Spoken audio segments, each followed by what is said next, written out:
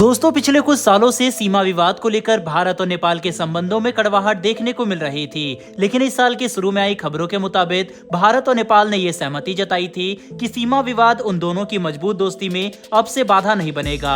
यहाँ तक कि भारत के प्रधानमंत्री नरेंद्र मोदी ने यह तक भरोसा दिलाया था कि दोनों देश अपने रिश्तों को हिमालय जितनी ऊंचाई देने के लिए हमेशा काम करते रहेंगे। वहीं खुद पर दिलाए भरोसे को न तोड़ते हुए आज भारत ने एक ऐसा फैसला लिया है जिससे भारत का पड़ोसी देश नेपाल मालामाल होने वाला है और भारत के गुणगान गाते हुए वो नहीं थक रहा। आखिर भारत सरकार ने ऐसा कौन सा कदम उठाया जिससे नेपाल की खुशी का ठिकाना नहीं रहा, जानेंगे आज की इस वीडियो में। लेकिन उससे पहले अगर आप हमारे चैनल पर पहली बार आए हैं तो नीचे दिए गए सब्सक्राइब बटन को प्रेस कर बेल नोटिफिकेशन जरूर दबा लें, जिससे कि हमारी लेटेस्ट वीडियो की जानकारी आप तक टाइम टू टाइम पहुंचती रहे। दरअसल दोस्तों भारत और नेपाल के रिश्ते दिन ब दिन मजबूत होते जा रहे हैं, जिसके तहत अब पड़ोसी देश नेपाल के लिए भारत ने एक ऐसा फैसला लिया है जिससे नेपाल के प्रधानमंत्री प्रचंड भारत की जमकर तारीफ कर रहे हैं। भारत ने ऑफिशियल तौर पर फैसला लेते हुए ये बयान जारी किया है कि वह अगले 10 साल में 10,000 मेगावाट बिजली नेपाल से खरीदने जा रहा है और भारत ने नेपाल के साथ हुए द्विपक्षीय समझौते के तहत बिजली खरीदने का यह बड़ा समझौता किया है।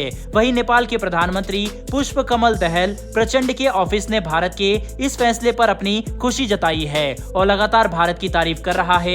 नेपाल द्वारा बताया गया है कि उन्हें सूचना मिली है कि भारतीय कैबिनेट ने बिजली खरीदने के समझौते को अब फाइनली मंजूरी दी है। नेपाल के प्रधानमंत्री ने बताया कि हाल ही में की गई भारत यात्रा के दौरान उन्होंने पीएम मोदी से क्लीन एनर्जी को लेकर बात की थी और इस बैठक के बाद अब जाकर लंबी अवधि के लिए बिजली खरीद के इस समझौते को अप्रूवल मिला है। वह अपनी ज्यादा पैदा हुई बिजली को अब से भारत को बेचा करेगा। वहीं दोस्तों भारत सरकार ने भी एक बड़ा खेल खेला है, जिसमें मोदी कैबिनेट ने समझौते को ऐसे समय पर मंजूरी दी है जब नेपाल के प्रधानमंत्री प्रचंड चीन की यात्रा पर जाने वाले हैं। वहीं प्रचंड की योजना है कि चीन के साथ इसी तरह का बिजली समझौता किया जाए, लेकिन क्या भारत के इस समझौते के बाद चीन नेपाल के इस प्रस्ताव को मंजूरी देगा या फिर से भारत के खिलाफ नेपाल को भड़काने की अपनी साजिश रचेगा? साथ ही दोस्तों आपको बता दे कितना ही नहीं बल्कि भारत नेपाल के कई हाइड्रो पावर प्रोजेक्ट को भी बना रहा है, जिससे बिजली की सप्लाई और ज्यादा होने की उम्मीद है। साथ ही नेपाल के पीएमओ ने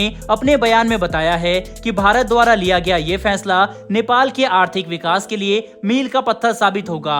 वहीं पीएम प्रचंड ने एक बैठक में बताया कि नेपाल हाइड्रो इलेक्ट्रिसिटी के सेक्टर में एक बड़ा बदलाव लाने में जुटा हुआ है, जिससे विदेशी निवेश ज्यादा से ज्यादा नेपाल में आए और नेपाल के इस क्षेत्र में मदद करने के लिए भी भारत काफी विचार कर रहा है, जिससे अब चीन आग बबूला होता हुआ दिखाई दे रहा है। और अब ये देखना दिलचस्प होगा कि प्रचंड की चीन यात्रा आखिर भारत और चीन के संबंधों में क्या नया मोड़ लेकर आती है। बहरहाल दोस्तों बढ़ते हैं हमारी आज की दूसरी बड़ी खबर की तरफ, जो कि दिल्ली के प्रगति मैदान में हो रहे इंटरनेशनल इवेंट यानी G20 समिट को लेकर है। इस समिट में बड़े बड़े देशों के लीडर्स हिस्सा लेने भारत आ रहे हैं। वहीं अमेरिका के राष्ट्रपति जो बाइडेन भी गुरुवार यानी कल 7 सितंबर को राष्ट्रपति के तौर पर पहली बार भारत कदम रख रहे हैं।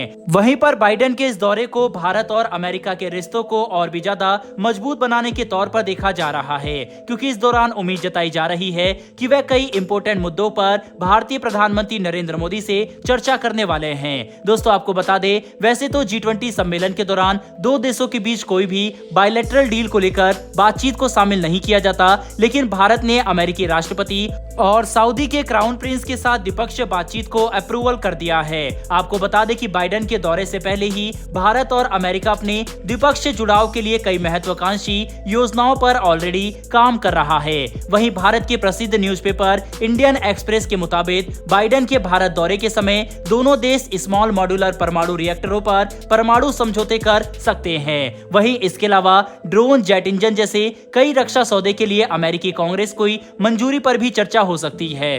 साथ ही साथ दोस्तों आपको बता दें कि भारत ने यूक्रेन को अब तक लगभग 100 टन मानवीय सहायता भेजी है, जिसमें जरूरी दवाएं, मेडिकल डिवाइस, कंबल, तंबू और खाना शामिल है। लेकिन अब अमेरिका और भारत यूक्रेन को मिलकर मदद करने की योजना भी बना रहे हैं। हालांकि अब तक इस योजना को अंतिम रूप दिए जाने की कोई खबर तो सामने नहीं आई है, लेकिन उम्मीद है कि बाइडेन के इस दौरे के दौरान यूक्रेन के मुद्दे पर भी चर्चा और समझौता हो सकता है। साथ ही भारत कोशिश करेगा कि अमेरिका में भारतीयों के लिए कई वीजा सहित और भी कई मुद्दे उठाए। तो वहीं पर अमेरिका भी भारत के साथ अपने संबंधों को मजबूत करने के लिए इस समय काफी डील पर मंजूरी और साथ ही साथ ऑफर भी दे सकता है, जो कि भारत के लिए काफी अच्छी बात है। बहरहाल दोस्तों, इस वीडियो में इतना ही। लेकिन आपके हिसाब से जिस तरह से पिछले कुछ समय में भारत और नेपाल के संबंध उतार चढ़ाव वाले रहे हैं, क्या ऐसे में भारत द्वारा नेपाल से इतनी भारी मात्रा में बिजली खरीदने का फैसला सही है या फिर नहीं? अपनी राय कमेंट बॉक्स में लिखकर जरूर बताइएगा। साथ ही हमारी आने वाली डेली ऐसी वीडियो के लिए